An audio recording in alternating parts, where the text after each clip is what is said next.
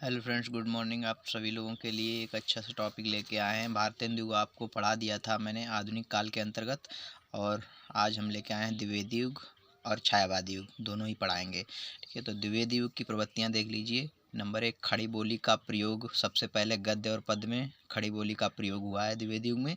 और राष्ट्रीय भावना, देशभक्ति की प्रधानता है, और नारी स्वतंत्र पर बल दिया गया है। द्विवेदी युग की समय सीमा 1900 से 1918 ईस्वी तक मानी जाती है। आचार्य महावीर प्रसाद द्विवेदी के नाम पर इसका नामकरण हुआ है द्विवेदी युग का। 1903 ईस्वी में महावीर प्रसाद द्विवेदी ने सरस्वती पत्रिका का संपादन किया है। द्विवेदी युग को जागरण सुधार काल डॉक्टर नगेंद्र ने कहा है। बाल मुकुंद गुप्त को भारतेंदु युग तथा द्विवेदी युग के बीच की कड़ी माना जाता है।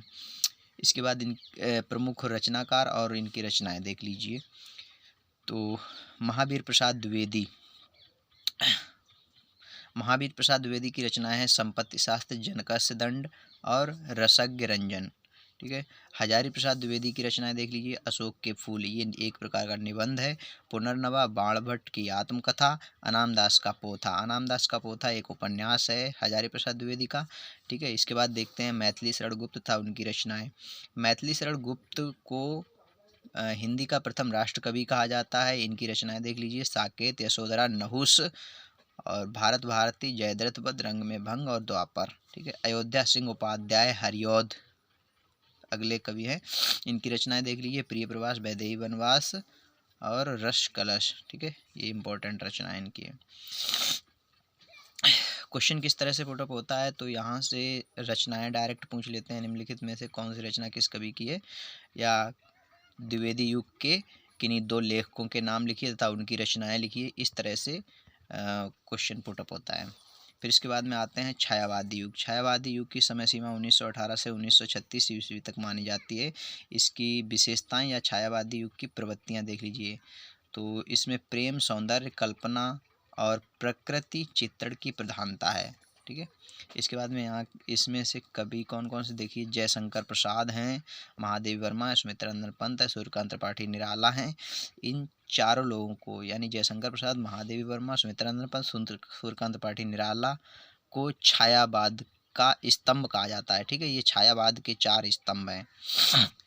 यहाँ से क्वेश्चन 100% पुटअप हो सकता है कि छायावाद के 4 स्तंभ कौन कौन से हैं। तो जयशंकर प्रसाद, महादेवी वर्मा, सुमित्रानंदन पंत, सूर्यकांत त्रिपाठी निराला।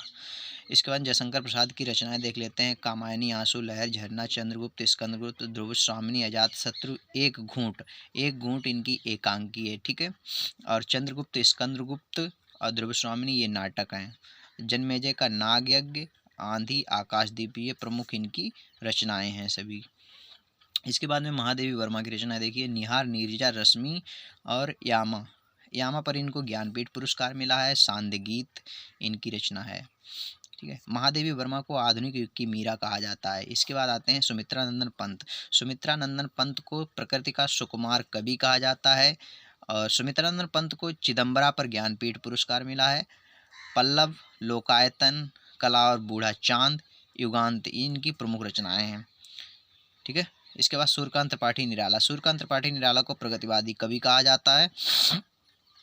परिमल, अनामिका, तुलसीदास, गीतिका, कुकुरमुत्ता, राम की शक्ति पूजा, ये इनकी प्रमुख रचनाएं हैं।